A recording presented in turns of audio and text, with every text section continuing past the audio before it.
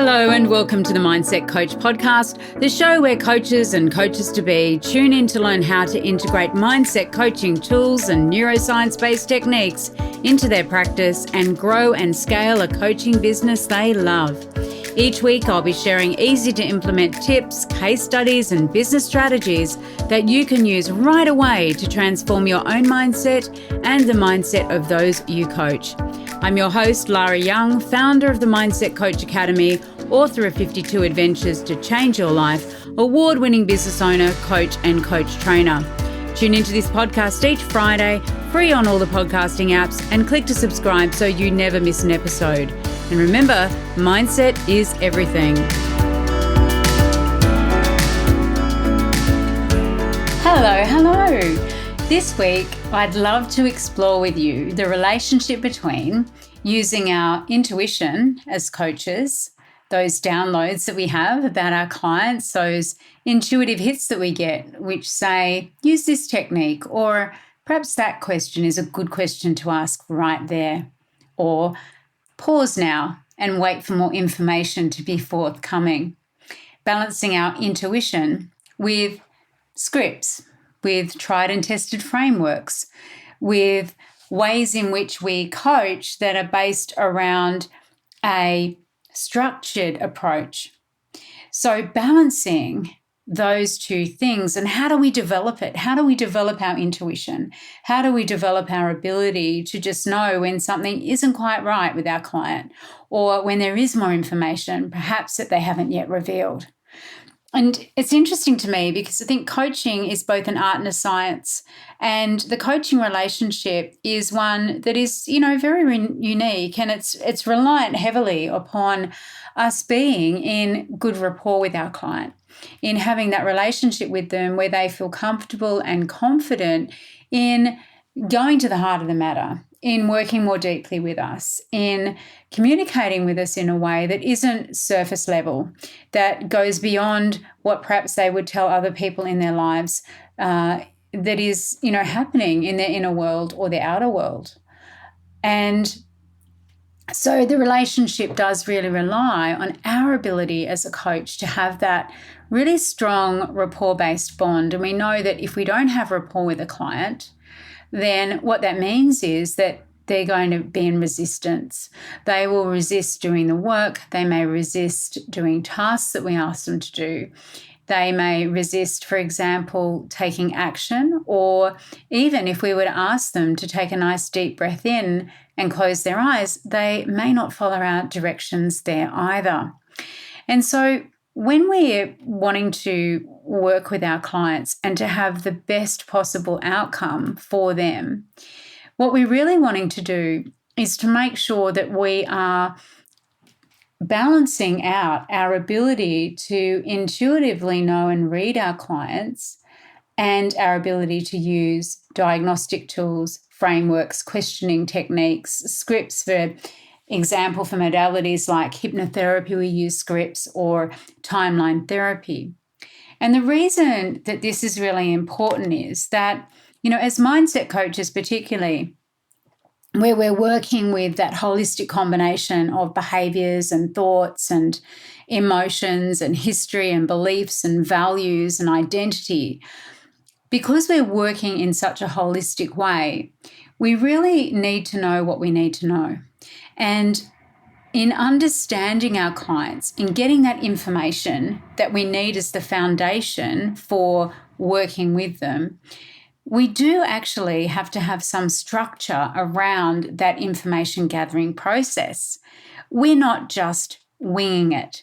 Our clients don't come to a coaching session only to be asked, what do you want to focus on today, with no plan and no structure.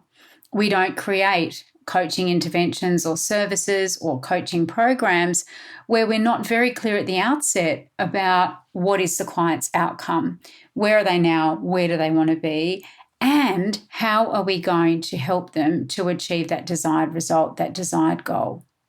So we are very driven to make sure that every experience that we facilitate with a client is one that has a beginning, a middle, and an end. There's an end point. There is a transformation that occurs. And we're also very conscious of the fact that in order for that transformation to occur, we need to have some processes, the way in which we use certain modalities in place that will help our clients in the right way at the right time, and that we're always making decisions throughout that coaching process about what will best fit with our client in any given moment, what is going to help them to get the best result. So it's really this marriage of developing our intuition about our client and the questions we need to ask and the interventions that we're going to be most appropriately using with them and most transformationally and powerfully using with them, with the diagnostic tools, with the deep understanding of how they're doing the problem, of how they are living their life, of how they're perceiving themselves and the world around them. And so it is very powerful when we have a combination of diagnostics, tools, and processes to be gathering that information that we need to really effectively work with our clients, and we marry that up with that intuition, and that actually gives us permission to use our intuition. So, for example, when we look at our clients' brains, they tend to take in information. A lot of information is coming at us at any one second.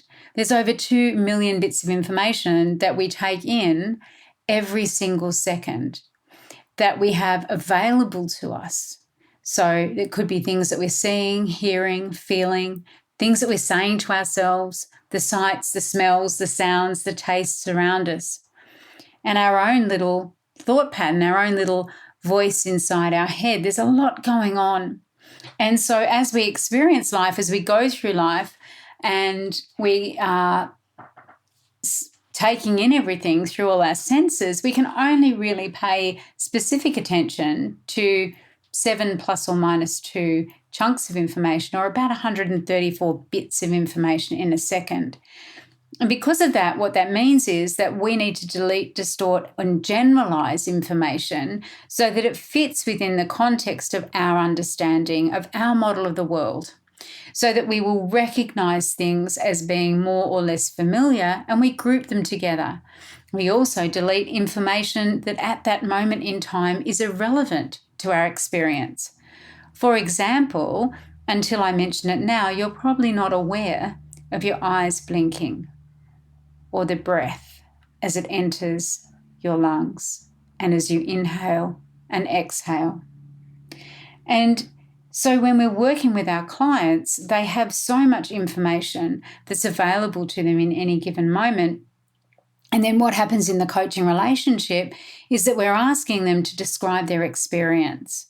So what they're describing as their experience can only be a very small proportion, the proportion that they've paid attention to in relation to themselves and the world around them, in relation to that experience or that situation that they've been through. And so as coaches, what we really want to do is uncover those missing pieces. What are the parts of our client's experience that they haven't paid attention to, they're not necessarily aware of, certainly not at the conscious level, and that therefore they aren't sharing with us as their coach. They are not able to recall, maybe, or they don't give it weight, they don't give it importance, and so they don't reveal that information to us. And that is our job, to uncover that, kind of like a detective.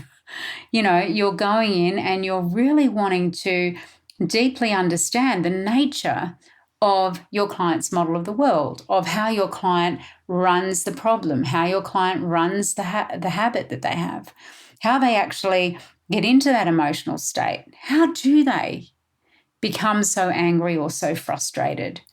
How do they lack confidence? What are they doing that dulls their motivation?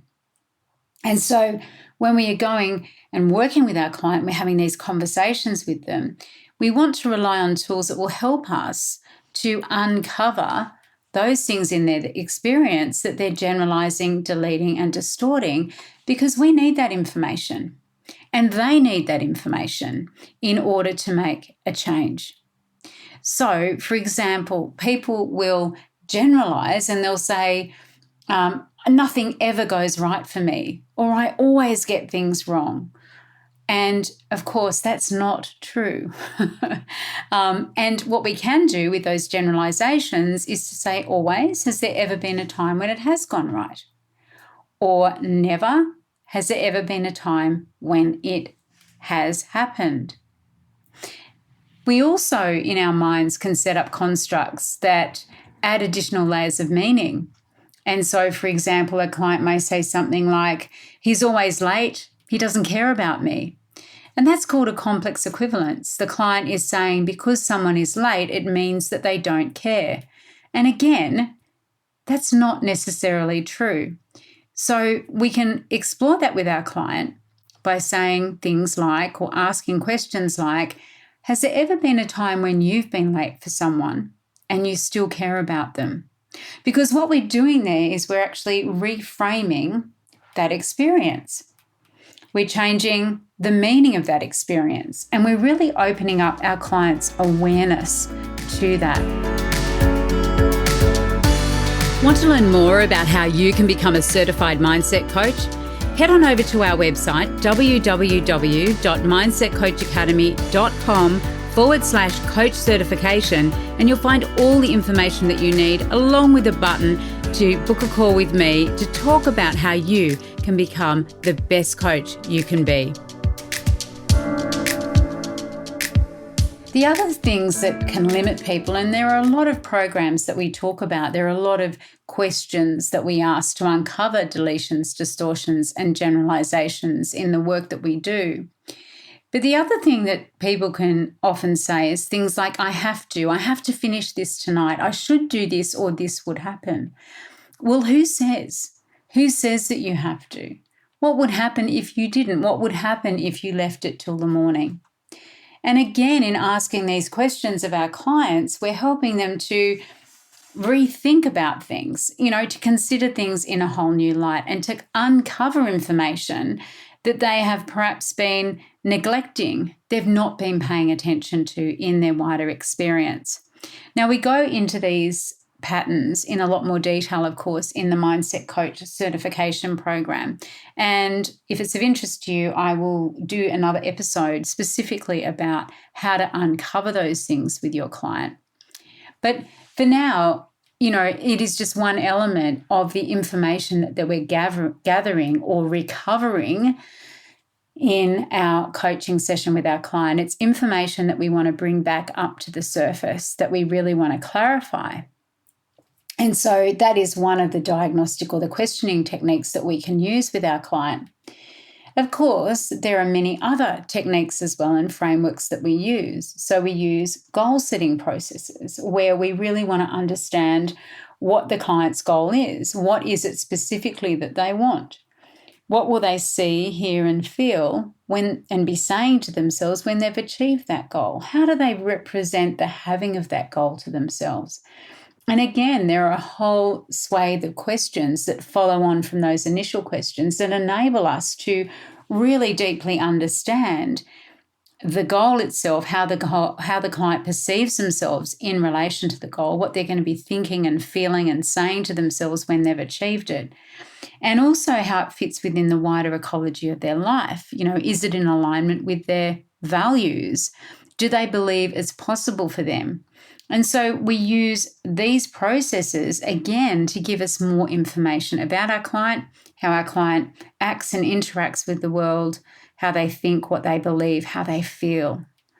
And we also then can explore, using other frameworks like the DILTS model or the logical levels of therapy, we can explore how those things interact and our client interacts with their environment, with the level of skill and capability that they have, with the beliefs that they hold about themselves and the world around them, with what they are paying attention to. Where does their motivation lie?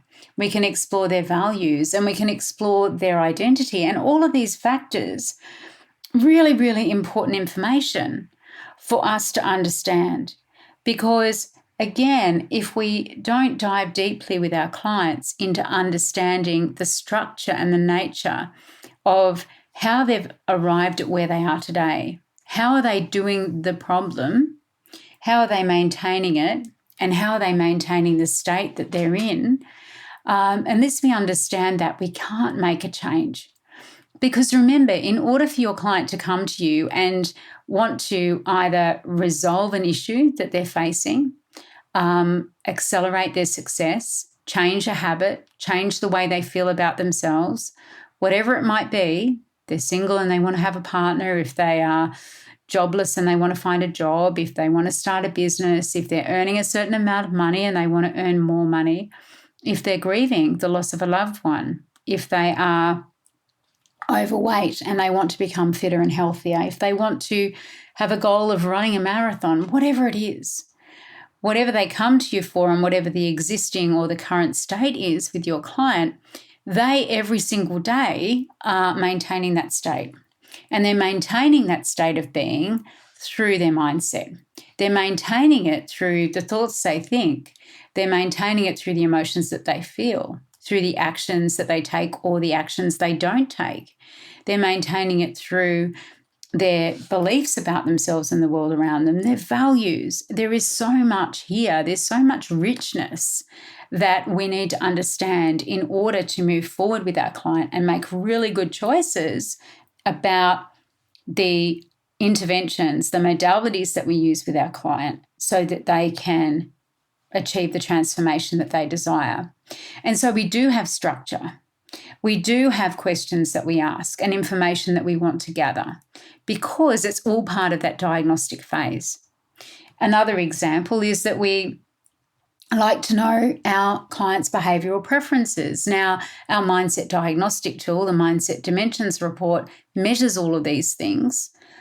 We also teach how to understand someone's behavioural preferences in a conversation. And knowing whether your client has a preference for introversion, for example, versus extroversion, or whether they need a lot of detail versus just the big picture, whether they move towards what they desire or whether they're really much more motivated away from what they don't want. Knowing these and the other behavioural preferences is such an important set of information, again, that we have about our clients. And the way that we uncover this is in a structured way, through structured questionings, through questions that are scientifically and psychologically designed to elicit the response that aligns with that behavioural preference. We don't use our intuition necessarily. We are using a framework to gather the information. Now, the gathering, of course, of this information frees us up to use our intuition.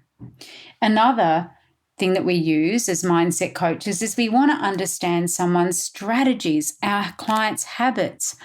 How do they actually do what they're doing? How do they run those habits, those strategies at the unconscious level?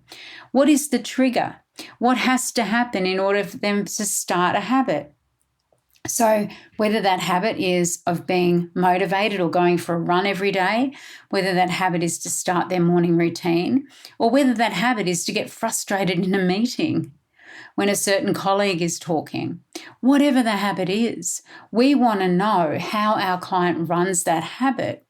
And again, we have a series of questions that we ask our client. We have a structure, a framework that we ask our client, we make notes on so that we know the answer.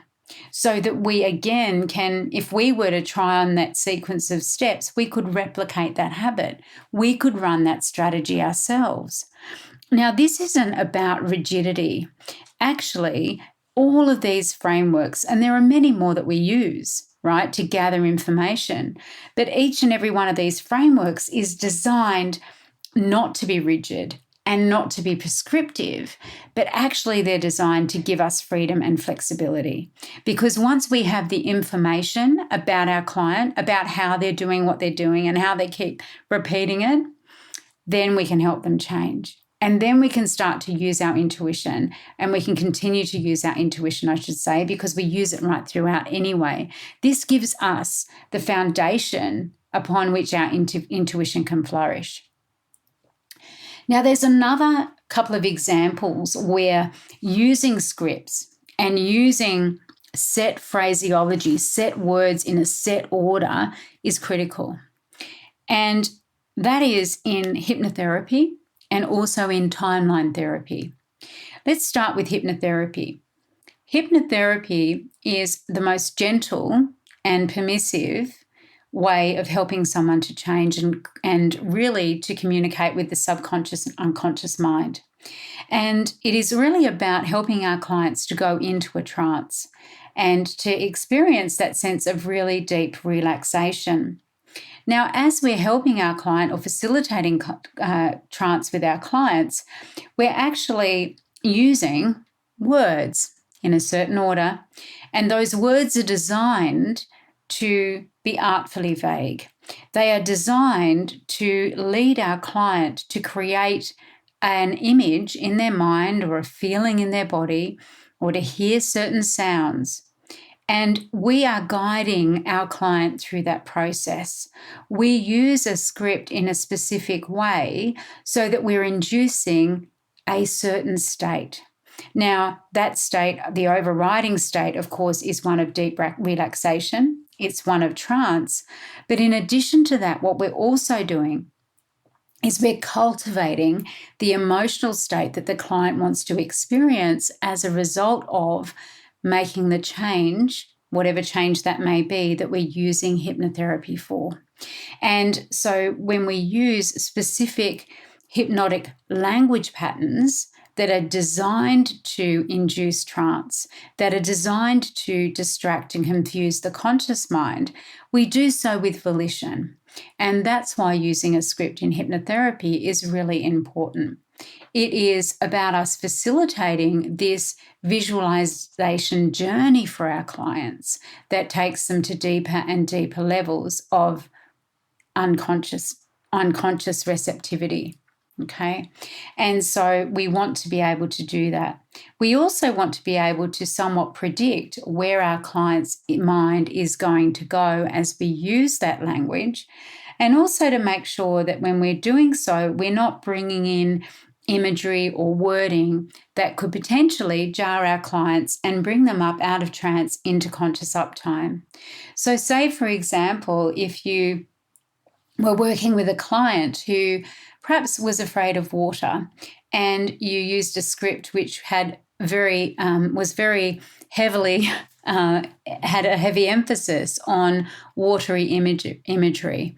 Say, for example, you were talking to a client about imagining sitting on the shores of a lake or by the ocean, on the sand by the ocean, maybe even going into the ocean, then that can actually be detrimental, of course, to our client and will bring them up into conscious uptime because they've been afraid of the water. So we need to know about our clients, enough about our clients when we're working with them, such that the scripts we use and the scripts that we create are going to be such that they flow easily and naturally, and also that they're accepted without question and that there is no resistance. Another thing when we're thinking about working with the unconscious mind is that with timeline therapy, which is working with the unconscious mind in cooperation with the conscious mind, is that we really want that process is context free. And so what this means is that when we use timeline therapy, we are not going to re-imprint any trauma in our client. We are actually using timeline therapy and the words of a timeline therapy script in a very, very deliberate way. And the reason that the scripts in timeline therapy are written as they are is because, again, we don't want to attach any meaning or have the client attach any meaning to words that will break the state of their experience of journeying along the timeline. And so the words have been very carefully crafted and curated such that whether you have a client who is highly auditory digital, has a high processing function, or is highly kinesthetic or visual or auditory, they are still going to be able to have that experience along the timeline, because nothing in that script is designed to jar, to bring out of conscious uptime, into conscious uptime. It's all designed to be a natural, easy to do process, so that the client at all times is in cooperation with their unconscious mind. We are not inputting additional information or our additional interpretation either into that process, because that process is not our process. It's our client's journey. It's our client's process. We facilitate it in terms of helping them to release negative or unwanted emotions and limiting decisions, doubts, fears, and insecurities. We use it to help them to get rid of unwanted beliefs. We use it as well to help them to really put goals into their future, to embrace their future. And we do it in such a way that, yes, we're using our intuition, and yes, we're using our sensory acuity. We're paying attention to our clients all the time that we're working with them.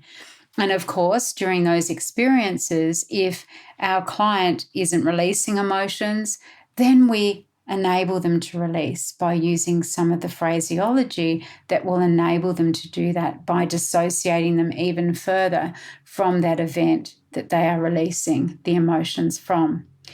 And it's really, really powerful, because I think if people ever feel as though they have to, there is only one way to do something, and that is just that set thing that they read and that's it, well, then that's not the correct application. Whenever we have a script, whenever we have a set of questions that we're going to be asking our clients, what we're always doing is knowing at the heart of us, what is it that I'm expecting that the client is going to experience? What is the client going to be doing at this point? What is the intention of these words in my script? What is the intention of this question that I'm asking? And I think if people skim along the surface and think that something is just about reading a script, then they haven't wholly embraced a process or a technique. Because every time you work with a client, it's their material that they're bringing into that relationship, okay? What you're doing at every step of the way, and what your responsibility is as a coach, is to understand the intention of the words, of the questions that you're asking. What are those questions? What are those words? What is that script designed to do? And so that's why when I'm teaching, I really want my students, my coaching students, to understand not just how to read a script and guide a process, but to deeply understand why they're doing what they're doing, and to understand what the intention of that is, of each position along the timeline, for example, or of each rhyming couplet in a hypnotherapy script, each phonological ambiguity. Why is that there? What it's designed to do. When we're asking questions, for example, when we're goal setting, what is this question designed to do? What is it designed to elicit? What will my client's experience of this question be? And again, that's why when I teach coaches at the Mindset Coach Academy, it is highly experiential. Our coaches are also clients. They experience every technique for themselves, so that they know exactly how each process feels, and how that they can then, when they're the coach, they can really embody that power of that transformation, because they've lived it and experienced it themselves. Now, back to intuition. When you have the framework, when you have the script, when you have that diagnostic information, you have a wealth of understanding, a deep understanding of your client. And when you have that deep understanding, your intuition will flourish. Your intuition will blossom and bloom. You will have downloads, intuitive hits. Just know the right question to say at exactly the right time with your client. You'll know when to depart from perhaps your usual process. You'll know when they need a little more of something or a little less of something in order to heal.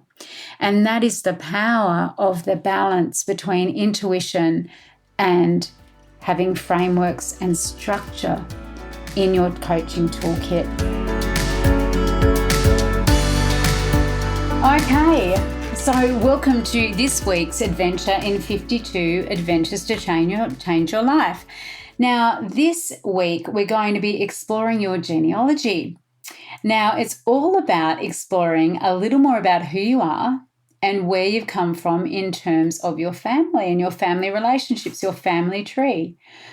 Some of you may already have a family tree and know quite a bit about your ancestry, while others may not know much at all.